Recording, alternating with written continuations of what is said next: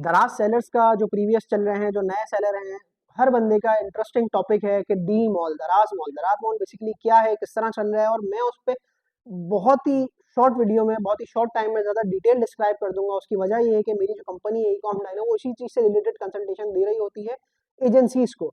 अब एक हमारे पास मेन चीज़ आ जाती है कि बहुत सारे लोग कहते हैं कि क्या दराज मॉल मुश्किल है, क्या क्या क्राइटेरिया हैं, क्या क्या गाइडलाइंस है, किन लोगों को मिलता है, किन लोगों को लेना चाहिए, किन लोगों के लिए बेनिफिशियल है, क्या कोई पॉलिसीज चेंज होती हैं उससे। तो ये सब देखते हैं स्क्रीन पे।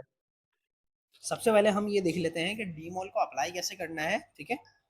इससे पहले हम ये देखते हैं कि डी मॉल में डिफरेंस क्या है। सबसे पहले समझते हैं मॉल टैग को। मॉल टैग बेसिकली दराज की तरफ से अलॉट किया जाता है, एक स्टैम्प, एक टैग, जो कि कुछ इस तरह नजर आ रहा होता है, ठीक है। मॉल फ्लैगशिप स्टोर, इसका मतलब ये ब्रांड जो है ये दराज की तरफ से वेरीफाई हो चुका है, और दराज ने इसके डॉक्यूमेंट्स को वेरीफाई करके इसको मॉल टैगिंग का टैग अलॉट किया है, जो कि बायर साइड पे एक इम्पैक्ट करता है किस तरह का, विजिबिलिटी के हिसाब से, ट्रस्ट फैक्टर के हिसाब से, ठीक है।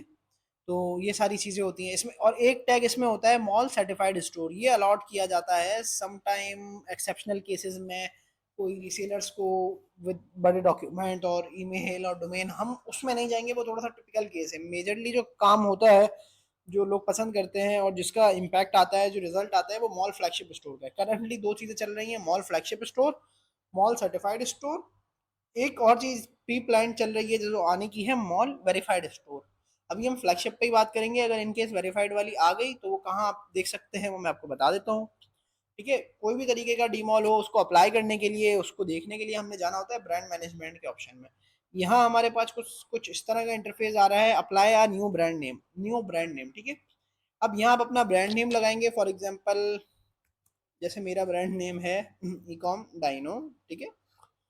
अब मेरी कैटेगरी क्या है भाई, मेरी कैटेगरी अभी हम टेस्टेड में डाल देते हैं, मैं ब्रांड ओनर हूँ, ठीक है। वैलिडिटी डेट, मैंने ट्रेडमार्क अप्लाई किया है 2 साल पहले, ठीक है।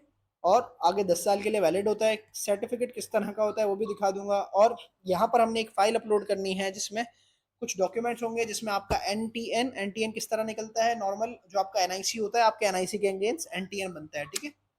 और उसी के अगेंस्ट आपका ट्रेडमार्क बनेगा, और आपके ट्रेडमार्क के बाद आपने प्रोडक्ट पैकेजिंग लगानी होती है। दोनों डॉक्यूमेंट देख लेते हैं किस तरह दिखते हैं, ठीक है। ये आपका बेसिकली ट्रेडमार्क का लेटर होता है, कुछ इस तरह दिखता है, आईपीओ की तरफ से इशू होता है, इस पे आपके नंबर्स वगैरह मेंशन होते हैं। सेम एनटीएन आपका देख लेते हैं, ये आपका एनटीएन जो है कुछ इस तरह दिख रहा होता है, ठीक है। सो ये दो तीन चीजें मेजरली जरूरी होती हैं, ठीक है। एनटीएन, ट्रेडमार्क, और आपके प्रोडक्ट की पैकेजिंग, पैकेजिंग की कुछ विजिबिलिटी, पोर्टफोलियो, कैटलॉग, ये सब तीन चीज़ों को मर्ज करके, तीन पीडीएफ को मर्ज करके आपने नॉर्मली अप्लाई करना होता है, ठीक है। यहाँ आपका जो ट्रेडमार्क नंबर होगा वो आपने यहाँ पुट ऑन करना है, अप्लाई करेंगे, पेंडिंग में जाएगा, पेंडिंग से अप्रूव हो जाएगा, टैग आपको रिफ्लेक्ट हो जाएगा। बाकी मजीद डिटेल में अगर आपको देखना है ना इसमें कुछ, या समझना है डीमॉल से रिलेटेड कि किस तरह बिल्ड होता है प्रॉपर तरीके से, तो ये ईकॉम डाइनो जो मेरी वेबसाइट है, कंपनी है, इस पर काफ़ी बड़े ब्रांड्स की केस स्टडीज़ है। जैसे ये एनसी मैंने आपको दिखाया, इस तरह बहुत सारे बड़े ब्रांड्स हैं वहाँ जिनका काम किया है, जिनके साथ कर रहे हैं, वो आपको सारी केस स्टडीज यहाँ मिल जाएंगी, तरीकेकार मिल जाएगा कि किस तरह हमने करना है, कौन से रूट से जाना है, ठीक है। सो और ब्रांड ऑनर पे हम जाते हैं तो ये बेसिकली फ्लैगशिप है, ठीक है।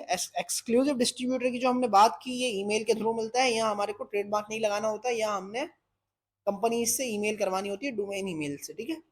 तो इस केस में थोड़ा सा टाइम टेकिंग होता है, और इसमें भी आपको मैं टैग मिलता है फ्लैगशिप का, ठीक है। इन दो कैटेगरी में फ्लैगशिप का टैग मिलता है। सम टाइम इस एक्सक्लूसिव डिस्ट्रीब्यूटर में भी आपको सर्टिफाइड का टैग दे देते हैं, ठीक है। और एक है नॉन एक्सक्लूसिव डिस्ट्रीब्यूटर, जो कि कोई सम टाइम गेटेड कैटेगरी होती है, स्पेसिफिकली लोगों को अलाउ करते हैं, तो उसमें आपको, जैसे हमने देखा था एक अभी सर्टिफाइड का टैग था, ठीक है, इस तरह सर्टिफाइड का टैग अलॉट होते हैं और आप इस कैटेगरी में अनलॉक हो जाते हैं। और रीसेलर्स में भी अभी ये सर्टिफाइड का टैग दे रहे हैं, कुछ टाइम बाद ये रीसेलर्स का जो टैग है वो वेरीफाइड में कन्वर्ट हो जाएंगे, ठीक है ना, उनका मॉल वेरीफाइड स्टोर लिखा हुआ आ जाएगा। ये छोटा सा प्रोसीजर है, डेली बेसिस पे हम काम कर रहे होते हैं, मल्टीपल केसेस चल रहे होते हैं हमारे, ठीक है। थाउजेंड्स ऑफ ब्रांड्स को सर्व कर रहे हैं कंपनीज को, ये देख सकते हैं आप, ये अप्रूव सब, ठीक है।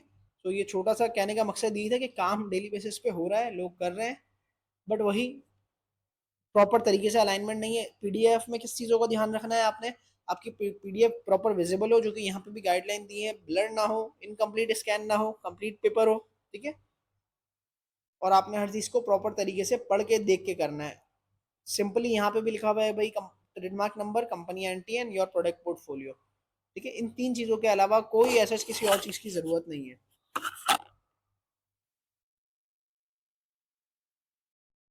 पीछे सारी चीज़ें हमने डिस्कस कर ली कि किस तरह डीमॉल लगता है, मॉल टैग क्या है, फ्लैगशिप का डिफरेंस क्या है, सर्टिफाइड का डिफरेंस क्या है। एक और चीज़ जो कि बहुत ज़्यादा यहाँ पे एक सेलर्स के माइंड में गैप है कि सेलर समझ रहे होते हैं कि एक अकाउंट मैंने साइन अप किया, मैंने ब्रांड को प्रॉपर तरीके से लिस्ट किया, उस पर मॉल टैगिंग कर ली, ब्रांड मैनेजमेंट से उस चीज़ को अप्रूव करवा लिया, तो मुझे बहुत ज़्यादा विजिबिलिटी मिल जाएगी या बहुत ज़्यादा ऑर्डर्स आ जाएंगे। तो ये फैक्ट बिल्कुल गलत है, ऐसा नहीं है।